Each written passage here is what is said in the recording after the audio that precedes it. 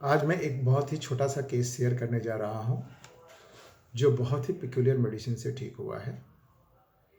ये एक 30 साल के व्यक्ति का केस है और ये मेरे पास 2016 में आया था, नवंबर 2016 में केस मेरे पास आया था। तो केस जो है बिहार के एक वार्ड से वो आए थे मेरे पास। तो उन्होंने बताया कि उन्हें 7-8 साल से काफ़ी ज़्यादा खाज की प्रॉब्लम है और खुजली इतनी ज़्यादा होती है कि मत पूछिए और रैशेस भरे पड़े हैं। लेकिन बहुत बड़ी पेक्यूलियर क्या थे ना, वो रैशेस उसी जगह थे जो पार्ट कवर्ड थे। जो कवर्ड नहीं थे वहाँ कोई प्रॉब्लम नहीं थी। तो उन्होंने एक इन्फॉर्मेशन और दी कि 10 साल पहले भी उनको ऐसा हुआ था, लेकिन वो सफदरगंज में उन्होंने कोई दवाई किसी डॉक्टर की जिसके इलाज से वो ठीक हो गया था। तो मैंने कहा अच्छा ठीक है। तो फिर अभी से आपने फिर से कोई दवाई शुरू की? तो उन्होंने कहा कि एलोपैथी तो ले रहा हूँ, दवाई लगाते हैं तो ठीक रहता है, नहीं लगाते हैं तो फिर वैसा हो जाता है। अभी 6 महीने से लगातार दवाई चल रही है, लेकिन कोई फ़ायदा नहीं हो रहा है और इतनी खुजली आती है कि किसी काम में ध्यान ही नहीं लग पाता। तो मेरे एक फ्रेंड ने मुझे देखा ऐसे खाज करते हुए, तो उन्होंने बोला एक बार डॉक्टर जायसवाल को दिखाओ। तो इसलिए मैं यहाँ आया हूँ। तो मैंने पूछा कि अच्छा होम्योपैथी क्या पहली बार ले रहे हैं आप? तो बताया कि नहीं, पहले एक बार लोकल डॉक्टर को दिखाया था, वहाँ दवाई ली थी, लेकिन बाउंडेशन इतनी थी कि फिर मैंने वह दवाई छोड़ दी। क्या बाउंडेशन थी? तो वही आधा घंटा आगे दवाई कुछ मत खाओ, दवाई खाने के आधा घंटा बाद तक कुछ मत खाओ, प्याज नहीं खाना है, लहसुन नहीं खाना है, खट्टा नहीं खाना है, ये नहीं हुआ। नहीं तो इतना बाउंडेशन मेरे से नहीं हुआ, इसलिए मैंने वह दवाई छोड़ दी। फिर एलोपैथ डॉक्टर को दिखाया। तो फिर मैंने पूछा कि अच्छा ज़्यादा कब होता है या क्या करने से आराम मिलता है इसमें?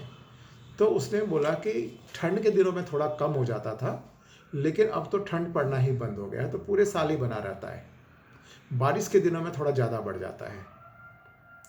फिर कुछ रुक कर कि यह बीमारी क्या है, फंगस की है, एक्जिमा है, क्या है ये बीमारी? तो मैंने बताया कि भाई इसके लिए तो स्किन बायोप्सी या कोई टेस्ट वगैरह करके ही मालूम कर सकते हैं, लेकिन बीमारी कुछ भी हो उससे कोई दिक्कत नहीं है, आपको ठीक हो जाएगा, ये दवाई सही पड़ेगी तो कोई भी बीमारी हो ठीक होगी। तो उसने बोला कि ठीक है। फिर मैंने पूछा कि अच्छा आपका गुस्सा कैसा है? तो वो बोला कि ऐसे तो गुस्सा नहीं आता, लेकिन जब भूख लगती है तो फिर दिमाग चिड़चिड़ा हो जाता है, फिर गुस्सा आता है, तुरंत खाना मिलना चाहिए। तो मैंने बोला कि इसके अलावा और कोई प्रॉब्लम है? बोला मुझे नींद बहुत कम आती है, यदि एक दिन 6 घंटा सो लिया तो फिर 2 दिन की नींद कंप्लीट हो गई। दिन में यदि 2-3 घंटा सोते हैं तो 3-4 घंटे करवटें बदलते रहते हैं, और यह भी करीब 6-7 साल से चल रहा है। तो फिर मैंने पूछा कि अच्छा एक बात बताओ, ये 10 साल पहले कुछ हुआ था क्या आपकी लाइफ में? कोई बीमारी हुई थी, कोई ऐसी घटना घटी थी जिसने आपको बहुत ज़्यादा परेशान किया हो या कुछ? तो उसने बताया कि नहीं, ये बीमारी मुझे शादी के बाद से शुरू हुई। तो बोले क्यों, शादी में कोई दिक्कत हुई थी, कोई मनमुटाव वगैरह कुछ हुआ था? नहीं नहीं, कोई दिक्कत कुछ भी नहीं है, बस शादी के बाद मैं काम पर ज़्यादा ध्यान देने लगा और अपने पर कम ध्यान देने लगा। तो ये बहुत पिक्यूलियर आंसर था जो मुझे लॉजिकली समझ में नहीं आई कि चलो कम ध्यान देने से ये रैसेस क्यों होंगे। फिर मैंने कुछ नहीं बोला। मैंने पूछा काम क्या करते हैं आप, ये बताओ आप। तो उन्होंने बोला बस अपना छोटा मोटा होलसेल का बिजनेस है। तो मेरे घर में सभी नौकरी करते हैं, पर मुझे नौकरी पसंद नहीं है क्योंकि उसमें बहुत बाउंडेशन होता है। मुझे फ्री और मस्त रहना पसंद है, अपने हिसाब से काम करना है, अपने हिसाब से जीवन को जीना है, कोई बाउंडेशन नहीं, न किसी की चाकरी, है ना? तो मैं अपने हिसाब से करना पसंद करता हूँ। तो यह छोटा सा केस है। तो मैंने इसको 6 पोटेंसी दी, 10 मिनट बाद 3 बार दिया लेने के लिए, और प्लेसिबो दिया उसको 1 महीने के लिए। तो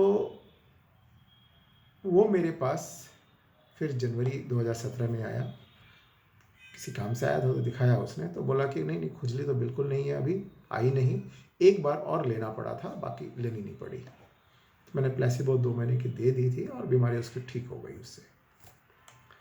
तो इसमें बहुत पिक्यूलियर क्या था ये हमें सोचना है ना? देखिए सबसे बड़ी बात क्या है ना, इसने होम्योपैथिक दवाई क्यों छोड़ी?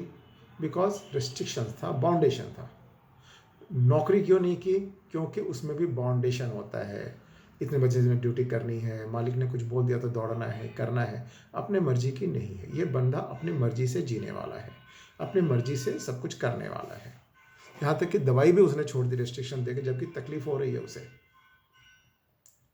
और दूसरा, उसे भूख बर्दाश्त नहीं है, भूख होते ही उसका दिमाग खराब हो जाता है, गुस्सा आता है, चिड़चिड़ा हो जाता है। और तीसरी बात जो थी उसकी, इम्पॉर्टेंट बात थी कि उसको नींद की प्रॉब्लम है, बहुत ज़्यादा मेहनत करने के बाद भी उसे नींद नहीं आती है। और चौथी, लाइट डिज़ायर क्लियर कट दिख रही थी इसमें।